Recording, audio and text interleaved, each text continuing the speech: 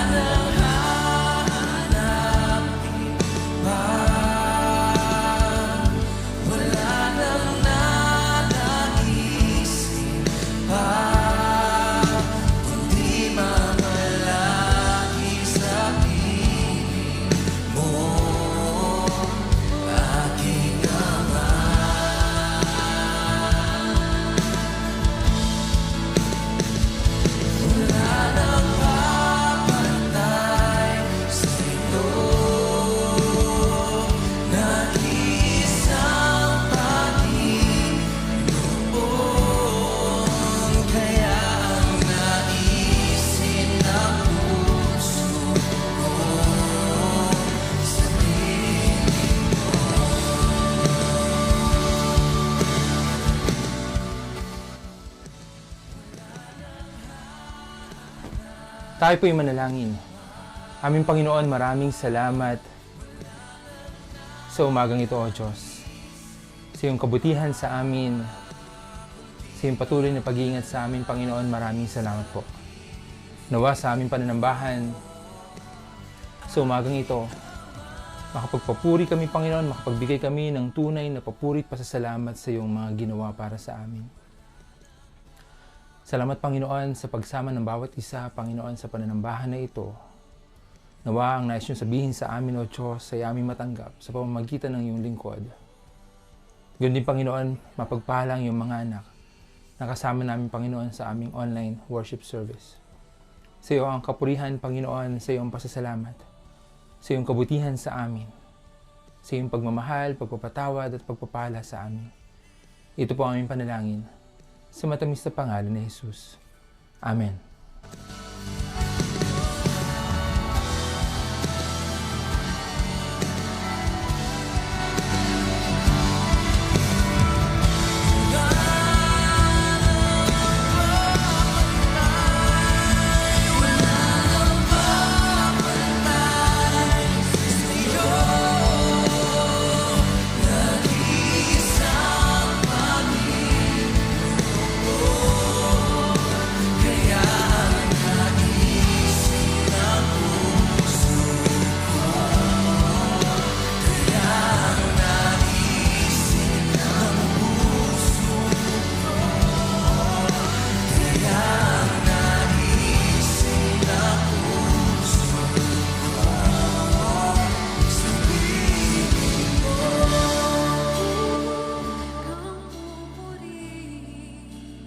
Isang magandang umaga po sa inyong lahat. Welcome po sa Crossing Frontiers Christian Ministries. Magandang umaga sa lahat ng ating mga kasama ngayong umagang ito. Maraming salamat po kila Ate Iza Valderrama. Magandang umaga sa iyo, anak. Maraming salamat for joining us again. Welcome. Ganun din, good morning kay Ate Doris Anislao. I hope you are feeling well now po. But we will pray for you still. And ganun din kay Mami Lori D. Maraming salamat. Ganun din, welcome kay Nanay Marcelina Milan, kay Kuya Severino Manlapig. Welcome po. Ganun din kay Kuya Steve Piosca.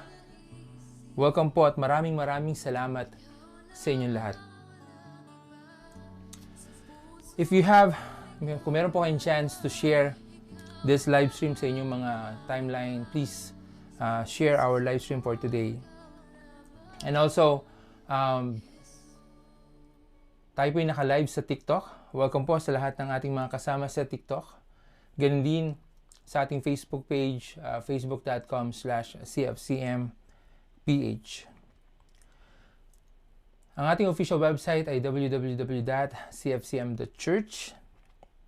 At soon, tayo po yung magkakaroon ng ating sariling physical church.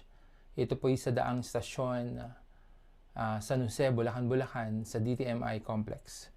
So sana po yung makasama namin kayo sa aming mga susunod na worship services. But we are still be doing online worship po kahit na nandun na tayo sa ating physical church sa San Jose, Bulacan. So again, welcome po. If you have any prayer requests, mamaya po pagkatapos ng ating worship, pagkatapos ng ating message for today, type nyo lang po yan sa ating comment section. Welcome kay Ate Jenny Deres. Maraming salamat. Thank you for joining us. Ngayon ay October 1 na. Napakatuloy ng panahon. Parang kailan lamang sumisilip si Jose Marichan. Ngayon, pagkatapos ng October na ito, 2 buwan na lang ay malapit na ang Pasko. Parang kailan lang ay nagdiwang tayo ng bagong taon. Ngayon ay muli, magdiriwang na naman tayo ng Pasko. Napakatulin ng araw, napakatulin ng taon. Ganun pa man sana habang patuloy na tumutuloy ng panahon, hindi mawala sa atin yung pagnanais natin na sa bawat araw ay meron tayong nagagawang mabuti sa ating kapwa. Ganun din naman, nakapagpapahayag pa rin tayo sa bawat araw ng ating pagpupuri at pasasalamat sa ating Panginoon. Sapagkat without the approval of God, tayo muling nabuhay ngayong araw na ito, ay wala tayong buhay na ating tataglayin. Kung gugustuhin ng ating Panginoon na tapusin na ang lahat sa atin, wala na tayong magagawa. But because God's still giving us this life na meron tayo, sana sa bawat umaga, sa pagsilay ng araw sa ating mga mata, napakalalim na Tagalog, huwag nating makakalimutan na tayo ay magpasalamat sa ating Panginoon. But because again, without His approval, natanggapin pa rin natin ang buhay na ating taglay sa mga oras na ito, ay wala na tayong masisilayang panliwanag. So dapat lamang na tayo ay magpasalamat sa ating Panginoon. Sa araw na ito, we will talk about standing on the promises. Ito'y patungkol sa mga pagtupad sa mga pangako ng ating Panginoon. Basahin natin yung sulat ni Pablo sa ikalawang aklat ng mga taga-Korinto, kabanatang 1, talatang 20. 2 Corinthians chapter 1 verse 20. At babasahin ko po ito sa wikang Tagalog. Sapagkat kay Kristo, ang lahat ng pangako ng Diyos ay palaging oo. Dahil dito nakakasagot tayo ng amen. Sa pamamagitan niya para sa ikalalulhati ng Diyos. Ito po ang ating binasa sa araw na ito. Tayo po'y sumandaling manalangin. Panginoon, maraming salamat sa iyong mga salita. Dalayan ko, O Diyos, ay ibigay nyo sa inyong lingkod ang inyong karunungan upang maipahayag ang mensahe ng buhay sa umagang ito. Tunay nga, Panginoon, na patuloy kang nakatindig. Nandun ang katotohanan ng iyong pagtupad sa iyong mga pangako para sa amin. Dalangin namin, Panginoon, ay mapagbulay-bulayan namin ang mga salitang ito. At ang iyong mga anak na makapakikinig ay maisabuhay nila, Panginoon, ang katotohanan na iyong papahayag sa araw na ito. Ito po ang panalangin. Sa matamis na pangalan ni Jesus. Amen. Ang salitang amen ay galing po yan sa Hebrew word na meaning ay certainly. Ibig sabihin, we affirm. Sa bawat message ng pastor kung tayo ay nasa physical worship, minsan maririnig kayo na amen ba? Sasagot ng mga kongregasyon, amen po, pastor, or amen. When we are agreeing on something sa ating church, sa loob ng ating iglesia, minsan nga naririnig ko pa yung salitang amen kahit nasa labas na ng iglesia. Minsan, siguro nakasanayan na lang ng isang mananampalataya na pag siya ay agree dun sa isang statement na yon na mabuti, lagi niya sinasabi yung salitang amen. So mamaya, habang tayo ay habang ang inyong pastor ay nagpapahayag ng mensahe ng buhay, if you're agree, kung kayo ay sumasang-ayon sa mga sasabihin ng inyong lingkod, sabihin niyo lang sa sarili niyo, Amen, Lord. Amen, Lord. So, today, pag-uusapan natin yung pagtupad ng ating Panginoon sa kanyang mga pangako. Sa inyong buhay, sa inyong buhay, mga kapatid. You can testify, kaya ninyong ipatotohanan na tunay na mabuti ang Diyos sa ating mga buhay. So, amen ba? So, amen yan. Dahil hindi naman tayo makakarating sa hindi natin malalampasan yung mga taon na nagdaan kung hindi natin naranasan ang kabutihan ng ating Panginoon. Kailanman hindi tayo tinalikuran ng ating Panginoon sa kahit anumang mga pagsubok natin sa buhay o mga problema na ating pinagdadaanan sa ating mga buhay. Lalo tigit sa mga pagkakataon na hindi na natin alam kung saan tayo pupunta, nandiyan ang Diyos na laging nakaalalay sa atin. Amen ba? Amen, syempre. Dahil dyan, kaya nating sabihin sa ibang tao na ang Diyos ay tapat sa kanyang mga pangako. Ang Diyos ay tapat sa atin mula noon magpahanggang sa ngayon. At never niyang inisip na tayo ay talikuran. Katotohanan naman na pag tayo ay merong mga sinusuong na mga problema sa buhay, hindi na natin kaya pang bilangin yung mga pagsubok na ating napagtagumpayan o nalampasan dahil sa tulong ng ating Panginoon. Alam naman natin na mga problemang ito ay nagdudulot sa atin ng takot, pangamba o pag-aalala. Kaya ayaw natin ng problema. Sabi ng iba, nakaka-stress daw ang problema. Kaya naman, Pag nalampasan natin to, Lord, salamat po, nalampasan natin ito. No, again, kung bibilangin nyo man lamang yung mga problema na meron kayo, marahil masasabi nyo na, Amen, Lord. Dahil hindi mo ko iniwanan, ni pinabayaan man. Sa Deuteronomy 31, chapter 31, verse 8, sabi dito, si Yahweh ang mangunguna sa inyo, sasamahan ka niya. Hindi ka niya bibiguin o pababayaan man, kahit huwag kang matakot, ni paghinaan ng loob. Napakasarap basahin na si Yahweh ang mangunguna sa iyo, sasamahan ka niya. You see, pagka tayo may problema, tayo ay natatakot, balikan lamang natin yung mga salitang ito ng ating Panginoon, sasamahan ka niya. Hindi ka niya bibiguin o pababayaan man, kahit huwag kang matakot, ni panghinaan ng loob.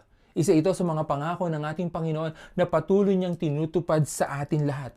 Lalo tigit sa mga pagkakataon na hindi na natin malaman pa kung saan tayo pa pupunta. Hindi na natin makita pa yung daan o liwanag kung saan ba tayo patutungo. Dahil sukdulan na yung mga problema na nating nararanasan, naguguluhan na tayo, hindi na natin malaman pa o maisip pa kung ano yung dapat nating gawin.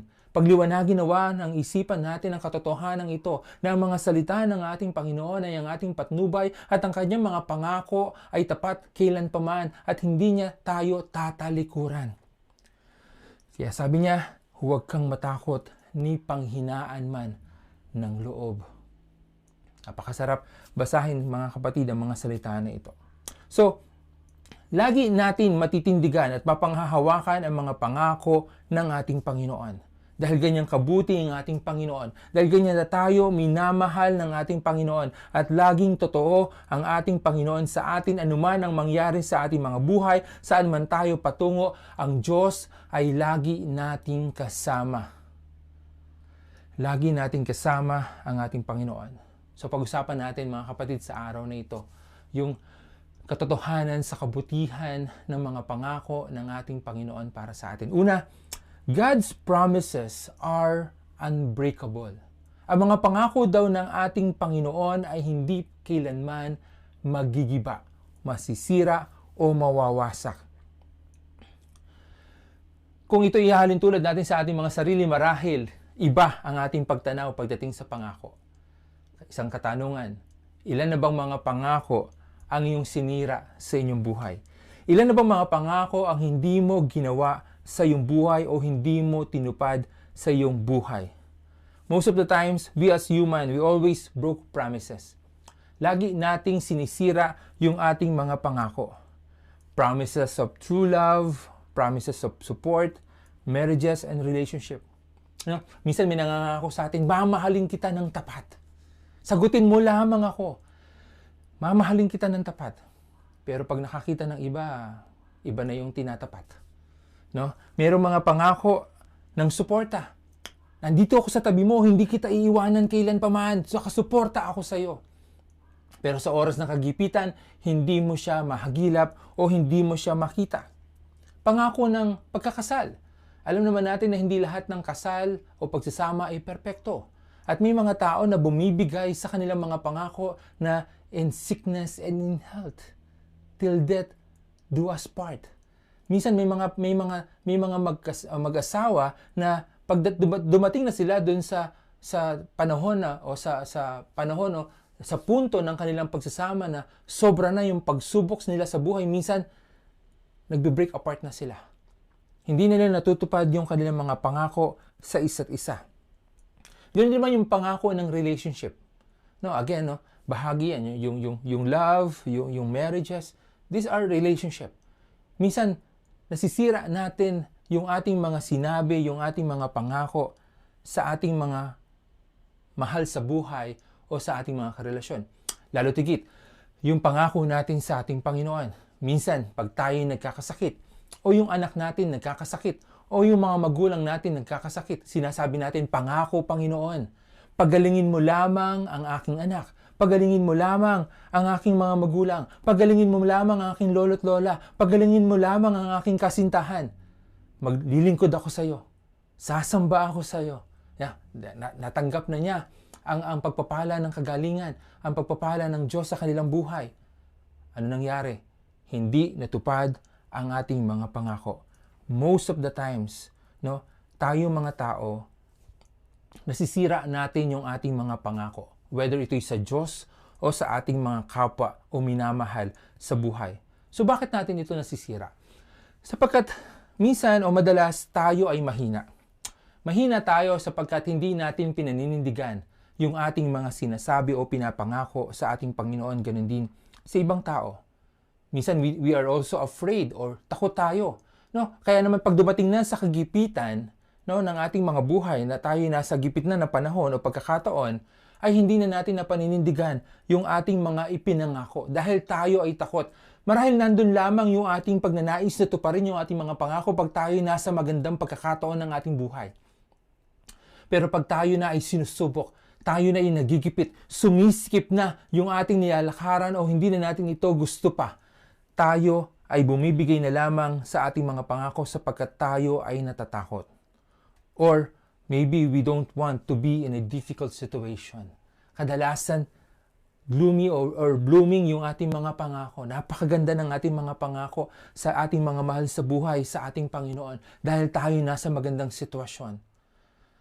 Pero dahil pag dumadating na yung mga pagkakataon na hindi mo na naiintindihan kung ano yung nararamdaman at nararanasan, bumibigay na lamang tayo sa ating mga pangako.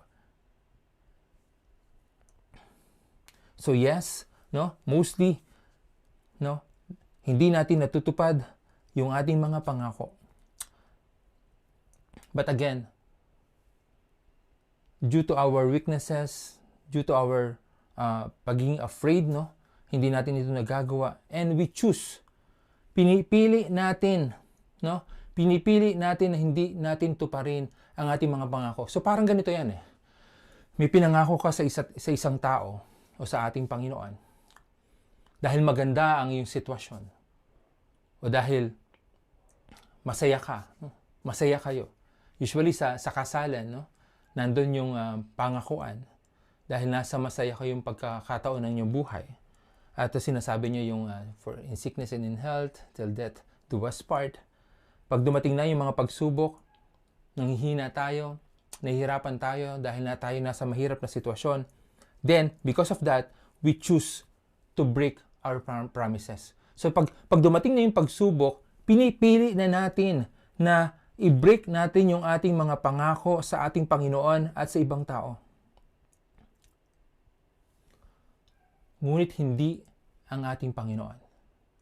Dahil sa kahit anumang sitwasyon ng ating buhay, never niyang isusuko ang kanyang mga pangako para sa atin.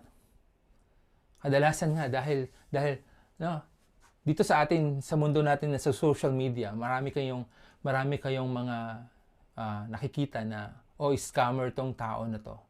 Bakit? Kasi minsan 'di ba, meron kayong dealings, meron kayong transaction at hindi niya tinupad yung inyong transaction, no? Yung kanyang pangako na i-deliver niya tong item na to. So sinasabi natin na siya ay scammer. Ngunit ang katotohanan, tayo din mga tao, pag hindi natin natutupad yung ating mga pangako, we also scam. So we scam God, we scam other people. Nagiging scammer din tayo dahil yung ating mga sariling sinasambit na mga salita para sa ibang tao, hindi natin ito natutupad. But again, God is different. He never and will never choose to break His promises on us. So for many years or centuries, we can all testify that God is always true to His promises. Amen ba doon? Amen, di ba? So sa maraming mang salinlahi ng ating mga buhay, mula sa ating kaninu-ninuan, hanggang sa ating mga lolo't lola at mga magulang, nandoon ang kamay ng Diyos na palagi tayong inaalalayan at Kanyang tinutupad yung Kanyang mga pangako para sa atin. Again, for my point number 1, God's promises are unbreakable. Hindi ito natitinag ng kahit anumang sitwasyon sa ating mga buhay. Kaya dapat lamang maging tapat din tayo sa ating mga pangako sa Kanya. Yes, minsan nanghihina tayo, natatakot tayo pagdating na yung mga uncertainty ng ating mga buhay. Pinipili natin yung hindi dapat sa Kanyang harapan. Pero isang paalala mga kapatid sa umagang ito, na ang Diyos hindi niya yung ginagawa sa atin. Maging sa mga panahon na tayo nagkakamali, hindi pa rin niya pinipili na tayo ay iwanan. Because again, God's promises are unbreakable. Pangalawa, our hope in Him are unshakable. Ang ating pag-asa daw sa Kanya hindi kayang matinag. No? When we are at the end of our options, no, we tend to go with our God. Ito yung masakit eh. No? Pag tayo sinusubok ng pagkakataon, minsan sa huli na lamang natin pinipili na tayo'y pumunta sa ating Panginoon. Na siya na yung nilalapitan natin pagkat yun na yung ending eh. Wala na tayo iba pang mapuntahan. No, parang ginawa na natin ang lahat kaya ang Diyos na lamang. Sinasabi na lang natin, Lord, kayo na po ang bahala sa amin. Ito yung masakit na katotohanan mga kapatid. Na sa ating mga buhay, kadalasan ang Diyos ay nasa huling option. Nasa last priority natin. But na dapat ay hindi. Kasi dahil ang ating pag-asa ay buhay sa ating Panginoon, dapat ang ating Panginoon ang nasa una nating option. Nasa top 1 priority natin. Isipin nyo na lamang, kung meron kayong kaibigan, no, kaibigan mo siyang matalik, at siya'y nagka-problema, at pinili mo na, halimbawa ako yung kaibigan, mayroong kaibigan na nagkaroon ng problema, at pinili niya na hindi sa akin unang lumapit.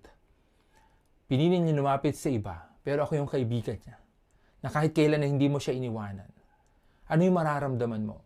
Di ba masasaktan ka? Magtatampo ka. Sapagkat kaibigan mo siya, tinuturing mo siyang isang tunay na kaibigan, pero nung panahon na siya'y nahihirapan, hindi niya pinili na lumapit sa'yo.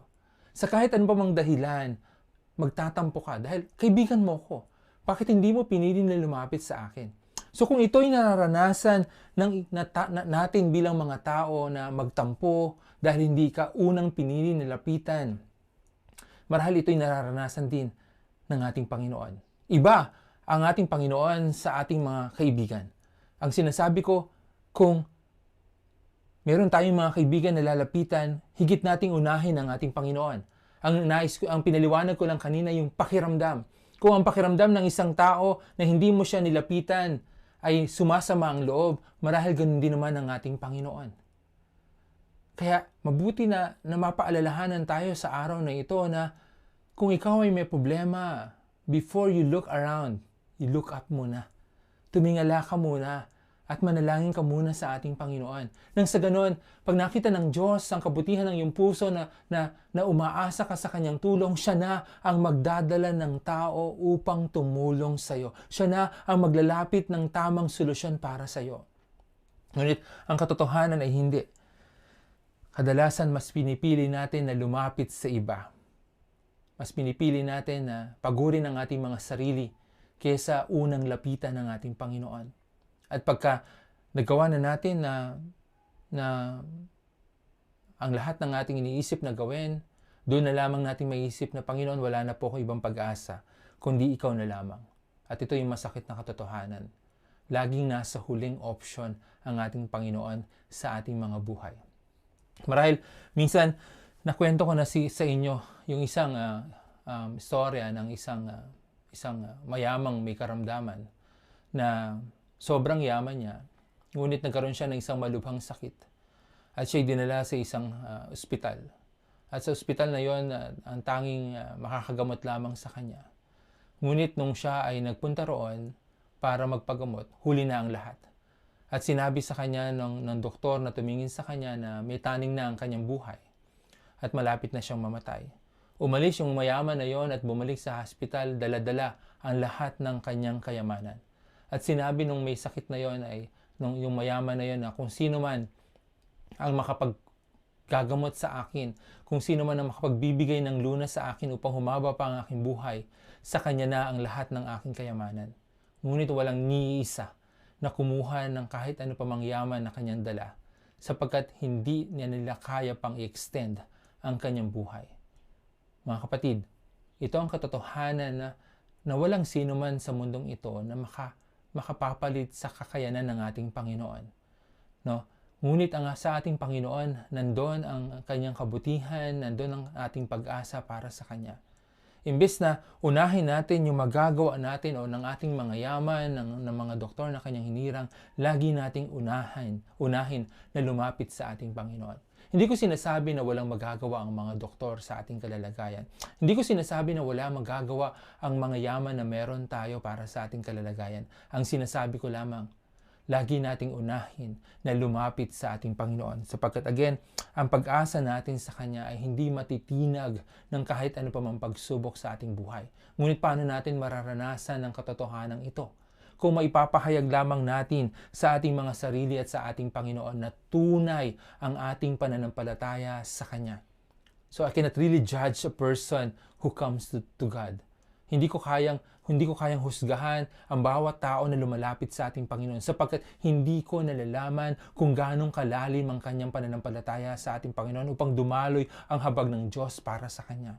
Tanging tayo lamang ang makapagpapahayag ng tunay na pananampalataya sa ating Panginoon. At ikaw, sa iyong sarili, alam mo kung tunay ba ang iyong pananampalataya sa Kanya. Kung tunay ang iyong pananampalataya sa Kanya, makapangyayari at mapangahawakan mo ang pag-asa na dulot ng ating Panginoon. But again, you have to express your true faith to God. At hindi ko na kaya pang masukat ang iyong pananampalataya sa Kanya. Tanging ikaw lamang ang makapagpapahayag nito.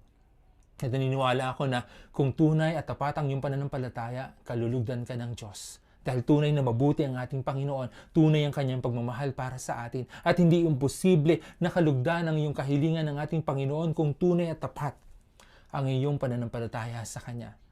Muli, babanggitin ko, sa bawat milagro ng Diyos sa buhay na naisulat sa Kanyang mga salita sa Biblia, laging sinasabi ng ating Panginoong Hesus, pinagaling ka ng iyong pananampalataya.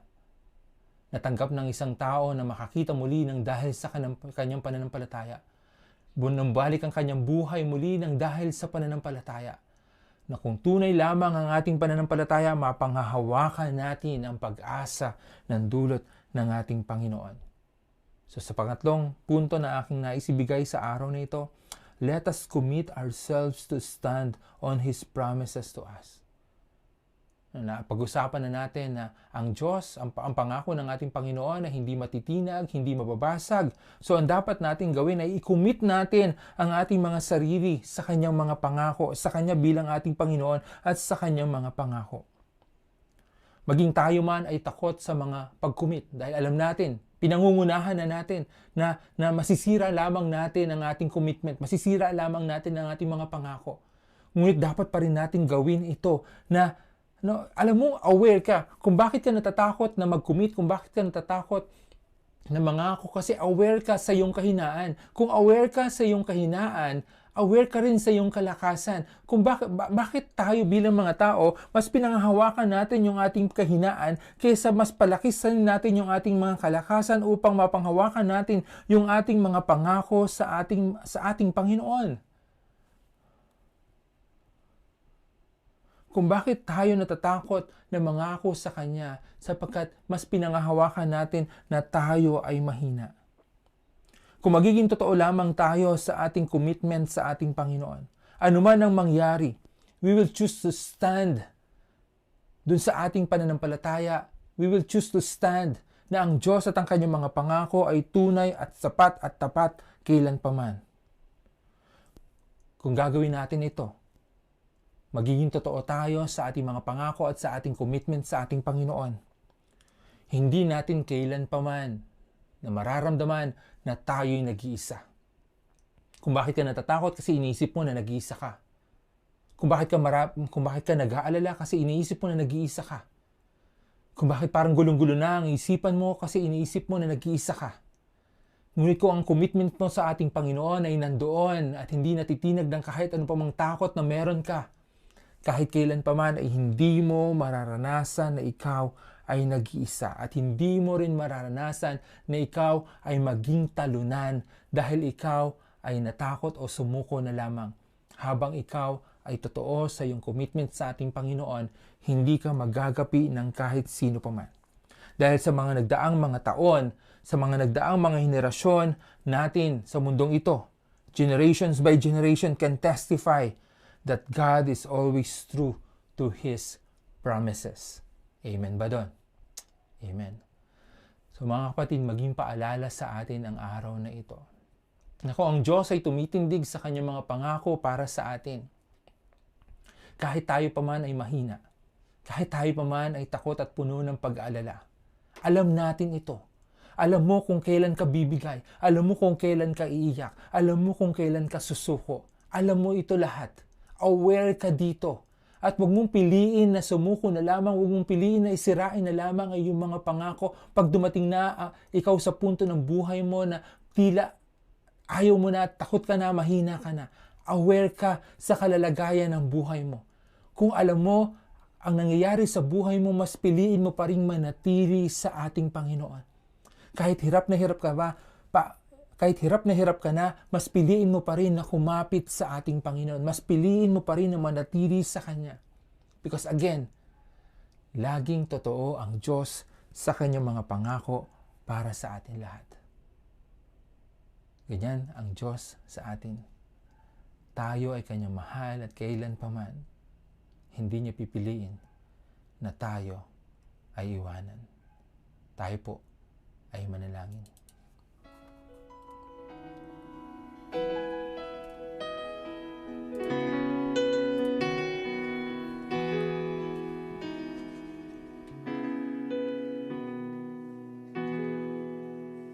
Ibinigay mo ang buhay mo,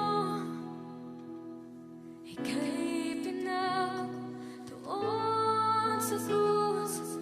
Ako'y pinatawad na iyong awat biyaya. Ikaw ang kayamanan ko,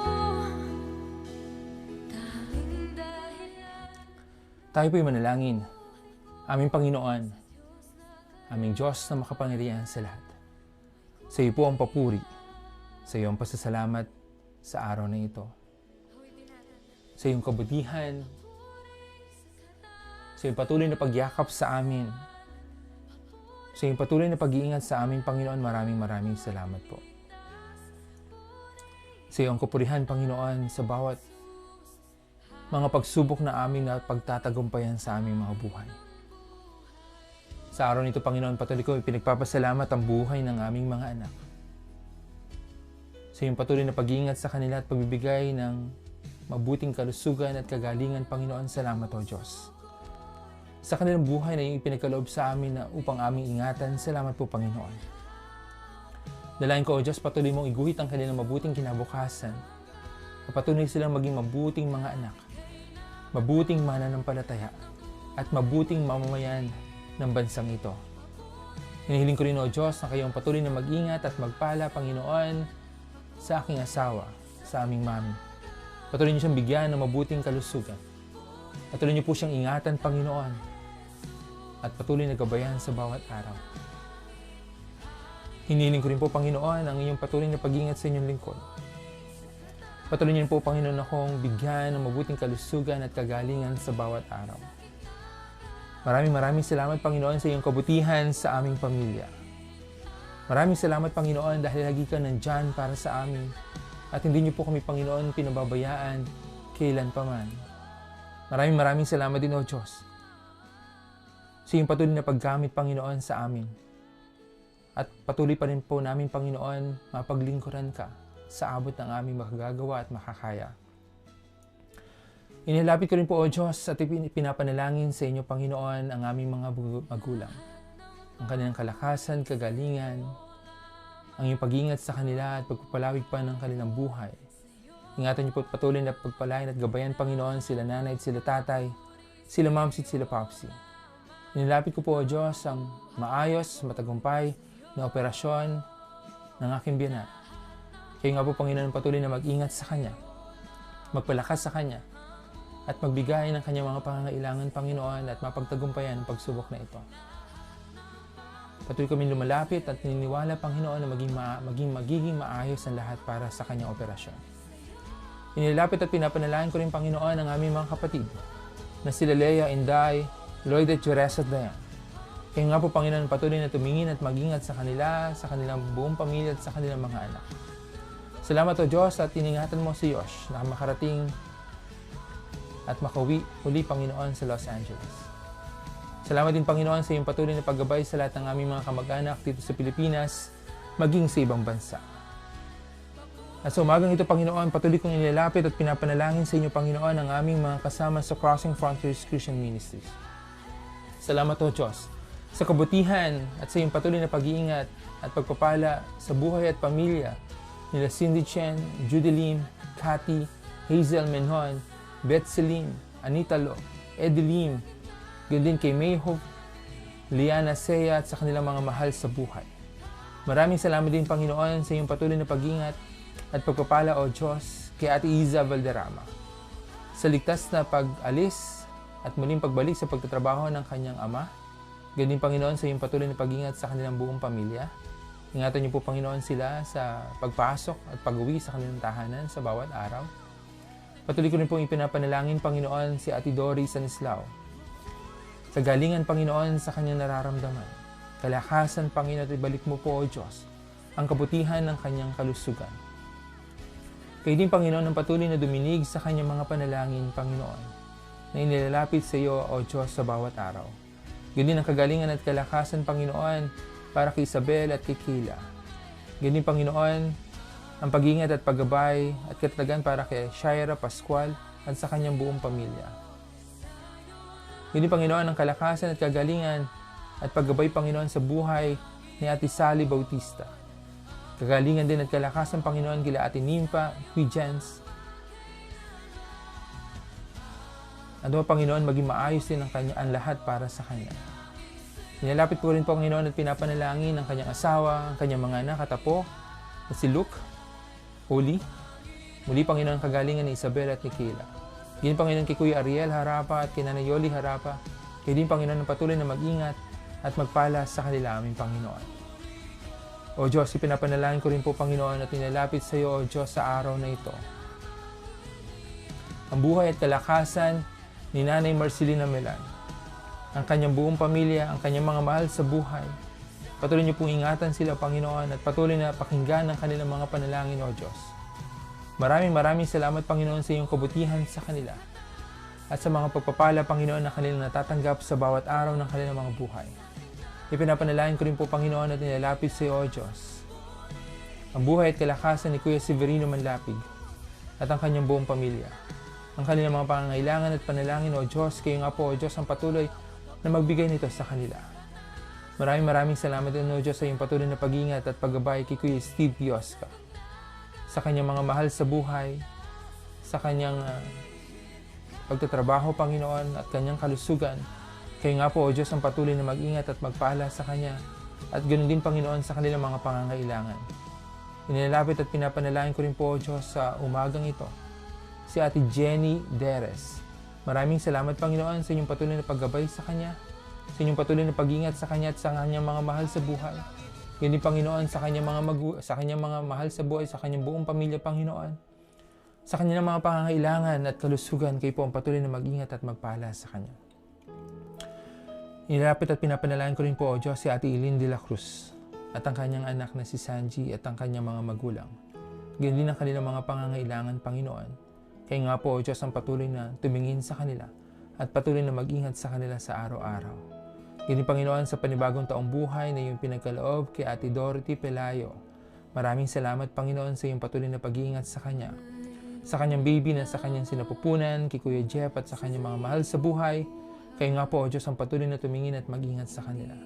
Kaya Ate Sai Agdepa. Maraming salamat, Panginoon, sa iyong patuloy na pag-iingat sa kanya, sa kanyang kalakasan. Ganyan, Panginoon, sa kanyang asawa at kanyang mga anak. Maraming salamat din, Panginoon, sa iyong patuloy na paggabay sa kanila sa araw-araw at pagtingin sa kanilang mga pangangailangan. Ipinapanalangin ko rin po tinalapit sa iyo, O Diyos, si Ate Shaira Pascual. Kalakip ng panalangin, Panginoon, ni Ate Dory Stanislao. Kaya nga po, Panginoon, muli ang patuloy na gumabay at mag-ingat sa kanya at tumugon sa kanilang mga panalangin. Kay Ate Angelica Argao, maraming salamat, Panginoon, sa iyong patuloy na paggabay sa kanya, sa kanyang pagtatrabaho, sa kanyang buong pamilya. Maraming salamat, Panginoon, sa iyong kabutihan sa kanila at sa kanilang pagpapala na natatanggap. Maraming salamat po, O Diyos. Kay Ate Tess Katindig at sa kanyang buong pamilya, inilapit at pinapanalangin ko po sila sa iyo, Panginoon. Patuloy mo tignan, O Diyos, ang kanilang mga pangangailangan. Patuloy silang gabayan at bigyan ng mabuting kalusugan sa araw-araw ng kanilang mga buhay. Maraming salamat, Panginoon, sa pagpapahayag nila ng pananampalataya sa iyo. Maraming salamat, Panginoon, sa iyong patuloy na paggabay sa kanila at sa kanilang mga mahal sa buhay.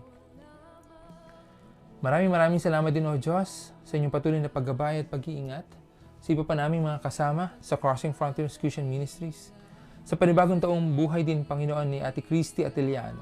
Maraming salamat, Panginoon, sa biyaya ng pagtatrabaho, pagbibigay ng mabuting kalusugan sa Kanya at sa Kanyang mga magulang at mga mahal sa buhay. Kayo nga po, O Diyos, ang patuloy na mag-ingat at magpala sa kanila, aming Panginoon. Muli, maraming salamat din, O Diyos, sa iyong patuloy na paggabay sa iba pa naming mga kasama sa Crossing Frontiers Christian Ministries. Kila Ate Alma Gutierrez, kila Kuya Antoinette sa kanilang mga anak, kila Ate Luisa Mendoza, Kuya Romel at kanilang mga nakatapo. Yun din, Panginoon, kila Nanay Estrella Santos sa kanyang kaarawan. Maraming salamat, Panginoon, sa panibagong taong buhay na ipinagkaloob sa kanya at sa kanyang buong pamilya. Kayo po ang patuloy na mag-ingat at magpala sa kanilang Panginoon. Ipinapanalangin din po namin, Panginoon, at inilalapit sa iyo, O Diyos, ang aming nalalapit na pagbubukas ng aming physical church. Samahan niyo po kami, Panginoon, at nawa, O Diyos, maging pagpapala kami sa lugar na iyong pagdadalhan sa aming Panginoon. Muli, O Diyos, sa iyo kami lumalapit. Sa iyo kami nagpapahayag ng pananampalataya. At sa iyo kami umaasa, Panginoon. Patawarin mo nga kami, O Diyos, kung kami man ay mahina, kung kami man ay takot, at hindi namin mapagnindigan ang aming pananampalataya sa iyo. Patuloy namin maranasan, Panginoon, ang iyong pagsama sa amin. Hawakan niyo pa kami, Panginoon, sa mga pagkakataon na kami man ay naghihina. Alam namin, Panginoon, lagi ka nandyan para sa amin at kahit kailan pa man, ay hindi mo kami iwanan ni pababayaan man. Sa iyo kami, Panginoon, patuloy na tumitindig at sa iyo kami, Panginoon, patuloy na umaasa. Ito po ang aming paglapit at panalangin, Panginoon, sa iyo, O Diyos, na aming makapangyarihan at kahit kailan pa man ay hindi kami tinalikuran. Kung meron man kami, Panginoon, hindi na ilapit na panalangin para sa iyo sa araw na ito, ikaw pa rin, O Diyos, ang nakakaalam ng tunay at aming kalalagayan. Dalayan ko, Panginoon, patuloy mo sana kaming tingnan at huwag niyo po sana kaming lalampasan. Lalo tigit sa mga pagkakataon na kami ay mahina at tunay na ikaw ay aming kailangan. Ito po ang aming panalangin sa pinakamatamis na pangalan ni Jesus, na aming Diyos at tagapagligtas. Amen. At amen. At amen. Purihin ka, sa'yo'y namamahal.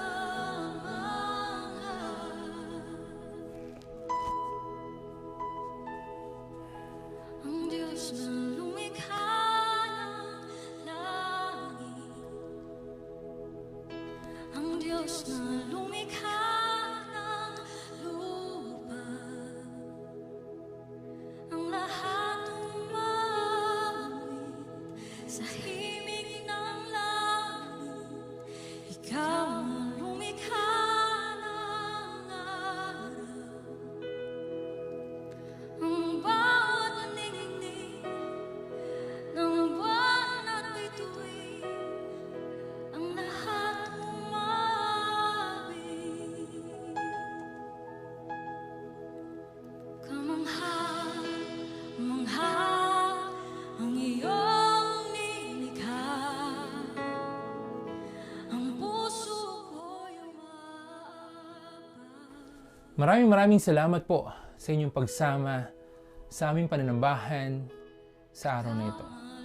Nawa tayo ng pagpala ng mensahe ng buhay. Nawa maging paalala ito sa atin lahat. Na kung magnanais tayo ng isang malalapitan na hindi tayo tatalikuran, hindi mo na kailangan pang humanap sa iyong kapaligiran. Tumingala ka lamang at magpahayag ng pananampalataya sa ating Panginoon. At tunay na hindi mo mararamdaman at mararanasan na ikaw ay nag-iisa. Mabuti ang Diyos sa atin lahat at kahit kailan pa man hindi niya tayo iwanan at pababayaan man. Maraming salamat po sa inyong lahat. Hanggang sa susunod na linggo po muli magkita-kita tayo dito lamang sa Crossing Frontiers Christian Ministries. 7:30 po muli ng umaga. At sa October 15, we are praying. Sa October 15, we are praying for our first physical worship service sa ating church, sa church po ng Crossing Frontiers Christian Ministries. Sa DTMI Complex, Daang Stasyon, San Jose, Bulacan, Bulacan. Alas 3 po ng hapon. Ma-excite tayo, ma-enjoy natin yung fellowship natin together. And I hope to see you all around. Maraming salamat po sa inyong lahat. Ako po ang inyong pastor na patuloy na nananalangin, patuloy na umaasa na lahat tayo ay patuloy na magiging mas malapit pa sa ating Panginoon. Ang Crossing Frontiers ay laging nandirito, mga kapatid, to reach, to help, and to teach. Again, to reach, to help, and to teach. Isama-sama tayo sa October 15, 3 p.m. po at marami pang gagawin ng ating Panginoon sa ating iglesia. Nawa makasama namin kayo. Maraming salamat po sa inyong lahat. Ako po ang inyong pastor, Pastor Owen Villana. At kung gusto niyo pong mapanood pa ang worship service na ito, pumunta lamang po kayo sa www.cfcm.church at nandun po lahat ng worship services ng CFCM. Ganoon din po, nagpapatuloy ang Circuit Rider Ministry ng inyong lingkod. Naka-upload din po ito sa aming facebook.com/Circuit Rider. Nawa, makita ko kayo sa daan, makawayan at maipanalangin. Pagpalain po tayo lahat ng ating Panginoon. Sa lahat ng ating mga nararanasan, sa lahat ng ating mga tinatanggap na pagpapala, sa Diyos po ang natatanging pagpupuri at pasasalamat. Maraming salamat po sa inyong lahat. Kila Ate Eileen de la Cruz, maraming salamat. Kay Ate Julie Etule, maraming pong salamat. Maraming pong salamat kila Ate Doris Anislao, kila Ate Nimpa Quijans, maraming salamat and welcome sa Crossing Frontiers Christian Ministries. Salamat kila Nanay Marcelina Melan. Maraming salamat kila Ate Tess Katindig. Ganyan kila Ate Angelica Argao sa aking pamilya, kila Mami Lordy, kay Kuya Michael, kay Kuya Isay, at kay Jan Aisen, kay Ate Shaira Pascual.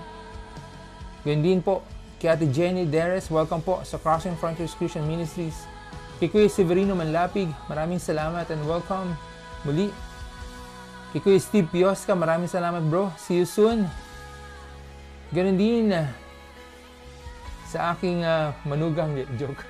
Kay Ate Iza, maraming salamat. God bless everyone. God bless you all. Hanggang sa susunod na linggo po muli. At mamaya, tumutok lamang po kayo sa CFCM Radio kasama ang inyong pastor, Pastor Owen Villana. God bless everyone. Paalam po muna sa ngayon hanggang sa susunod na linggo. Pagpalain po kayong lahat ng ating Panginoon.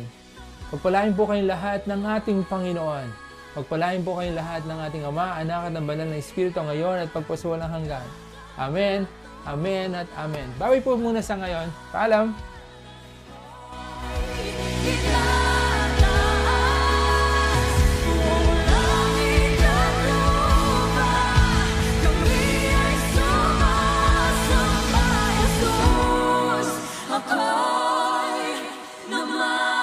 Paalam TikTok. Ikaw